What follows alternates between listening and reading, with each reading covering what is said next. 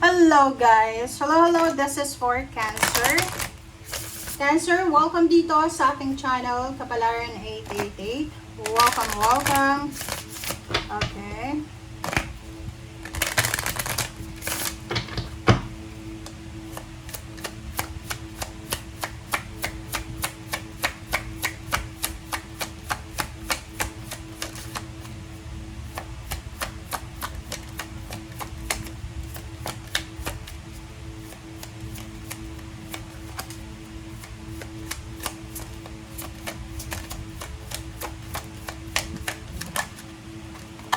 Okay, imprisonment, cancer, or slavery.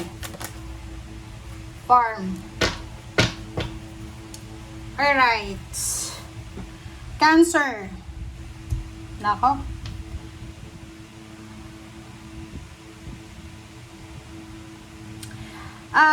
Nasaan ka ba, Cancer? Kasi ang nakikita ko sa'yo dito, maybe nasa ibang bansa ka.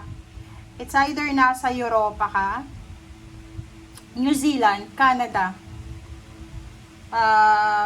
Nagtatrabaho ka ba bilang farmer, dairy farmer, or kano pa man? Kasi ang nakikita ko sa'yo dito, kasi pag nagtatrabaho tayo ng sa ganyang klase ng trabaho, mga farmer sa ibang bansa, talagang para kang nasa, okay, mataas yung sweldo, malaki yung sweldo dyan, pero para kang talagang naka-imprison ka. Kasi, 24 hours ka na kailangan yung mga farmer nga na nasa ibang bansa, nakatira sila malapit sa farm or sa farm mismo. Kasi in case of emergency, mabilis lang silang tumakbo. So nakikita ko, maybe you're an OFW.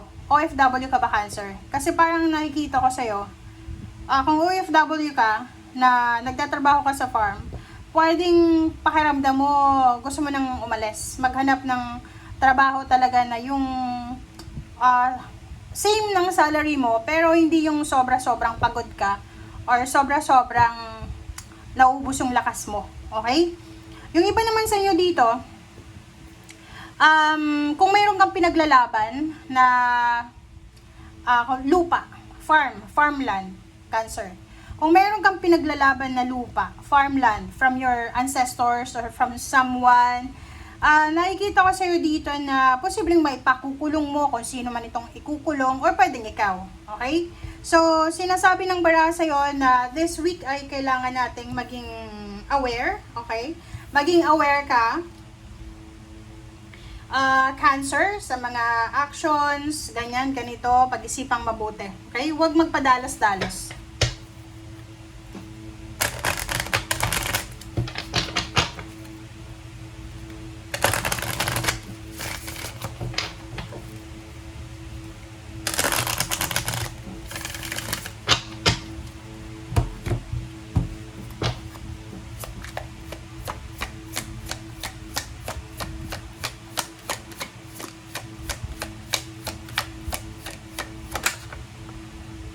Okay, temptation. Number 15, number 6. So, kailangan ng balance ang sarili mo talaga.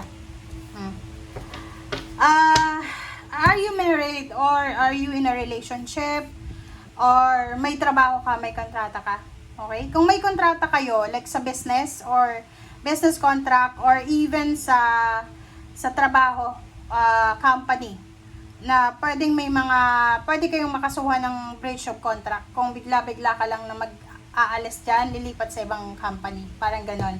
So, this week, sinasabi ng barahan na mag-iingat ka. You need to be careful. Huwag kang makikipag-partner, huwag kang makikipag-collaborate, partner, or makiki-alliance sa isang Capricorn. Yun ang pinaka-importante. Iwasan mo yung Capricorn.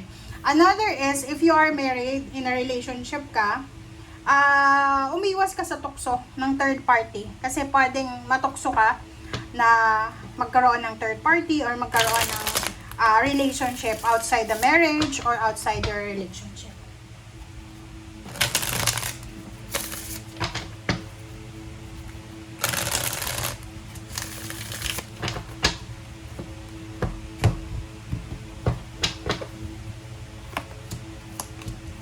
Okay, first, two cards natin is Page of Cups and Four of Cups. So, nakikita ko sa'yo dito, Cancer, na you're waiting for help. nag-aantay ka ng tulong ba? So, pwedeng malungkot ka. You're sad sa linggong ito kasi parang pakiramdam mo walang tumutulong sa'yo. Parang pakiramdam mo mag-isa ka. Mag-isa kang nagsasuffer, mag-isa kang kumbaga nagre-rely sa sarili mo. Okay? So, you're waiting for help this week. You're waiting for help.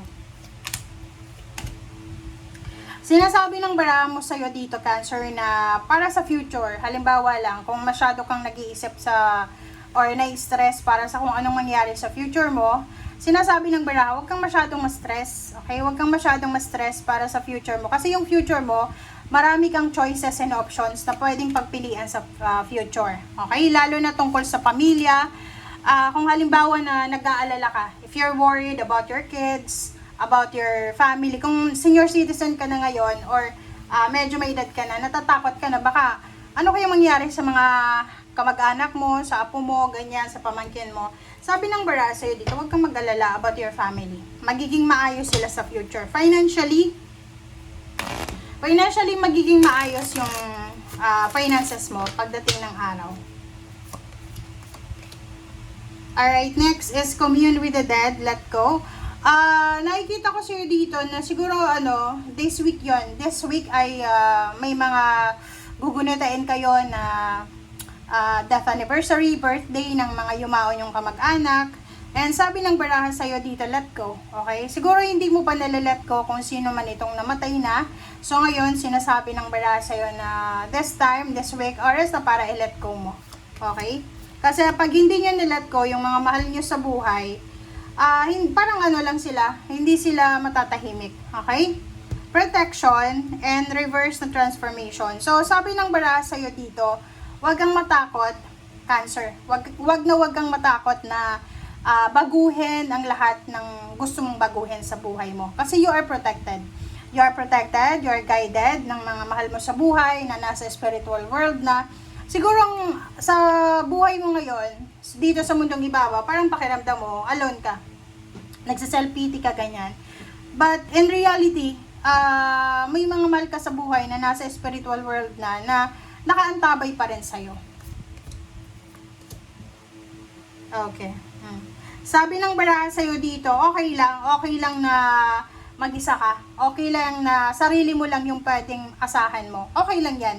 Kasi sa ganyang klase ng buhay, masasabi mo na you're strong. Kasi hindi mo kailangan ng tulong or kahit na mag-isa kaya mong mabuhay. Sabi ng baraha sa'yo dito, huwag kang mag-alala. Okay? Kahit mag-isa ka, kahit walang tumulong sa'yo, kung gusto mong pumunta ng ibang bansa, makakapunta ka. Kahit walang tumulong sa'yo, kahit walang impluwensya, pwede kang yumaman, pwede kang magkaroon ng maraming pera, or pwede mong mabago ang buhay mo. Okay? Thank you guys. Bye!